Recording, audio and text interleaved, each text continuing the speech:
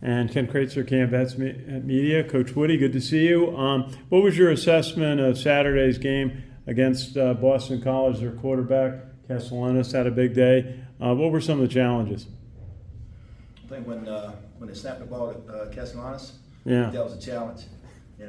Thought that I knew going into the ball game that he was explosive. We all did, and but he'd also thrown the football with some success at times, and that makes you play him honest at some points in the ball game. But for us, I don't think it's about one guy, and early in the ball game, I think the guys sort of pinned their ears back and got off the field a couple of times with some success, and had a good opportunity to go into halftime with a stop, but you always felt going into that ball game as the game went along, you always felt you're going to have a chance to win it. We all did. And we did. We gave ourselves a chance on third and long, stopped them on third down on the last drive, and then they came back and converted a fourth down, on that last drive. Where the previous series we had stopped them on fourth down, this one we didn't. So I think the guys played really hard. I thought they chased the football really well. There were some mistakes that we'd like to have back, but that's the game.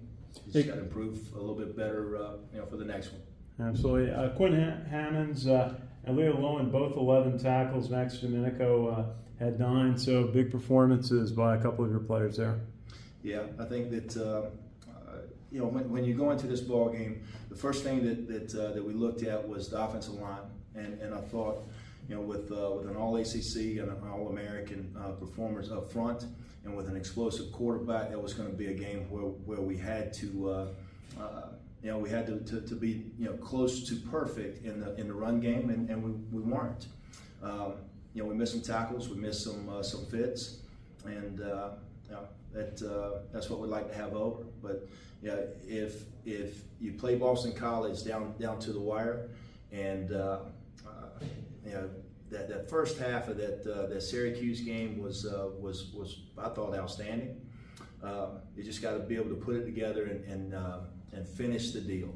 When that last drive presents itself, you got to be able to make those plays, and we can. Those guys that you mentioned as far as making plays during the course of the ball game, I've had confidence in them throughout the whole year.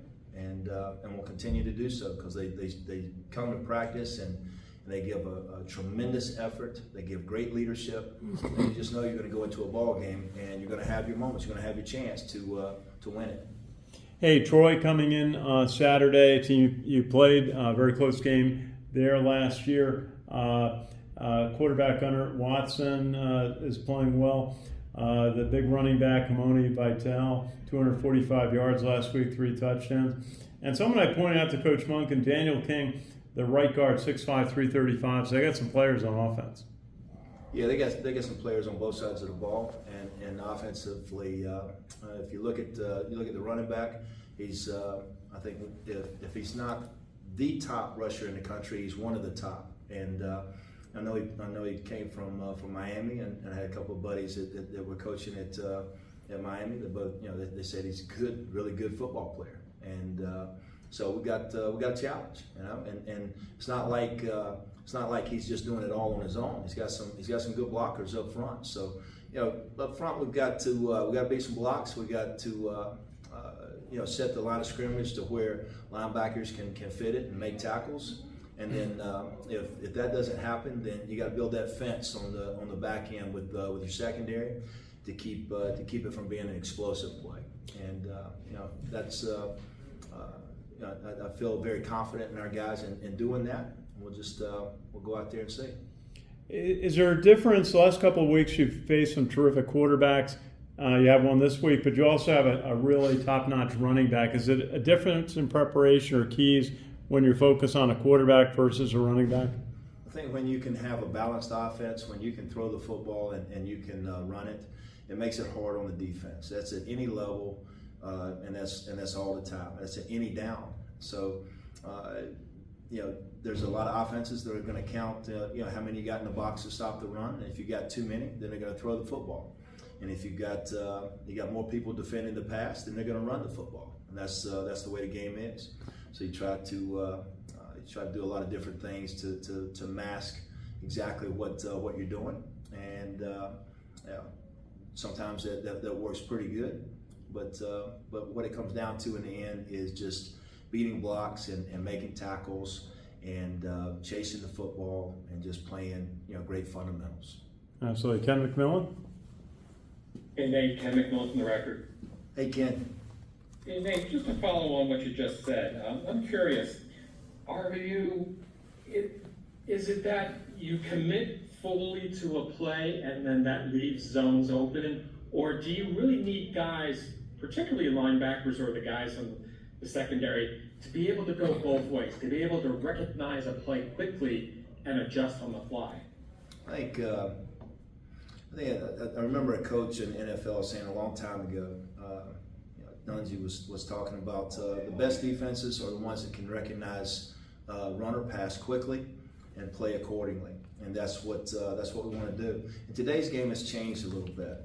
With the RPOs, it is a run and it is a pass on the same play. So you can you want to get your matchups and look at what their weaknesses are, and you want to expose their weaknesses, and then you want to limit their strengths.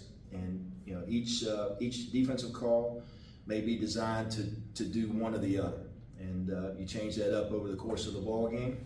And what you do is you hope you give yourself an opportunity to win the ball game in the fourth quarter or the last drive, and that's I think we've been in most every ball game that we played. Jeff told us the other day that he felt he made his own coaching mistake on that situation where it was like 4th and 3 and then call timeout, and then they decided to run the ball on 4th down instead of going for a field goal. Can you take us through that scenario there and what it must have been like when all of a sudden, boom, they're out there trying to go for 4th down?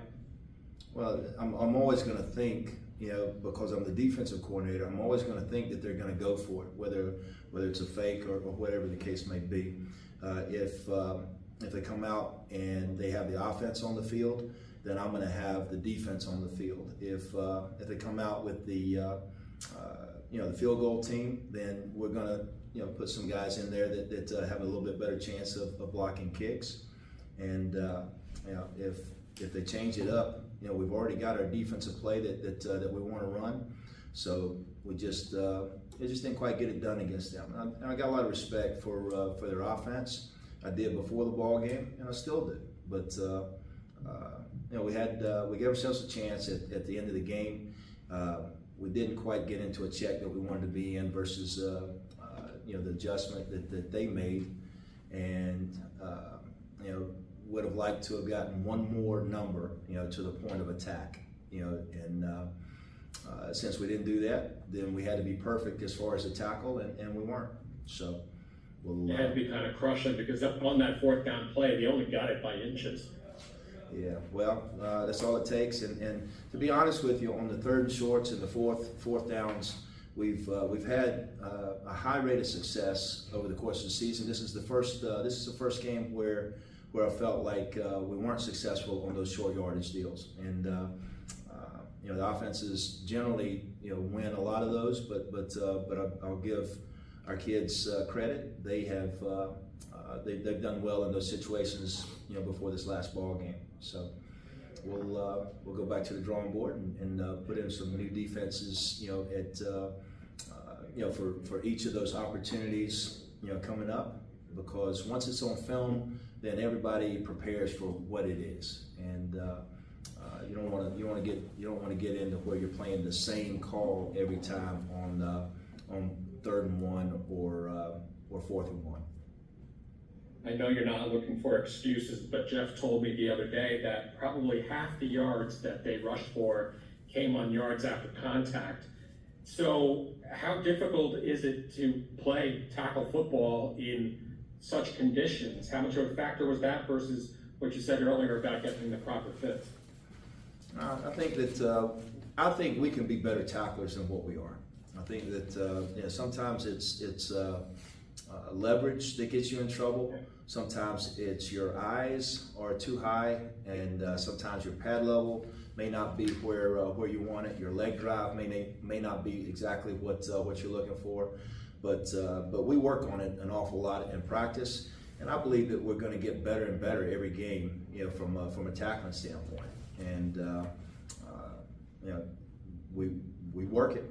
We work it a lot, and I think our guys are confident that they will continue to improve very much over the course of the season in their ability to tackle, fit the defense, and play really hard. Any sort of breaking news, any developments with the defense, heading into week 6? No, I think that sometimes we beat ourselves up as far as not making a play to win the game, and you do. The winners find a way to win, and that's what we want to be is winners. But also you want to give yourself a little bit of credit at going back and saying past defense has been doing some good stuff, and total defense is ranked on up there, and the guys, if they do make mistakes, I will say this: they will chase the heck out of the football, and they will give as much effort as you could possibly imagine. And when you're getting that, you have a great deal of hope that you continue to improve. And yet there's some good things that our defense has done over the course of the season. So we just want to be great at playing complementary football for our offense, and try to do our part, and we'll put together a game plan and execute it hopefully at a high level this Saturday. Nate, last thing, I've heard it both ways. The players and the coaches say last year was last year, this year is this year. But do you expect Troy to be playing similar to what they did last year? Does that help you this year? And let's face it, you only gave up 10 points last year. That was a heck of a defensive effort.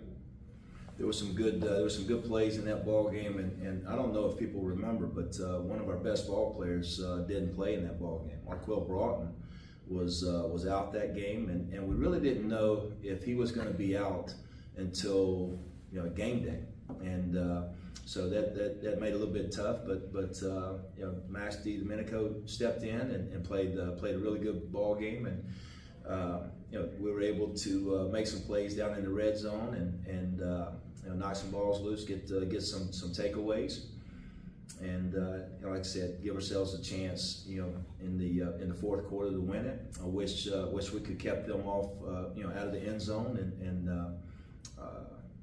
just didn't happen. But I think Troy has grown offensively. I think they've got some receivers that are as good as anybody we faced.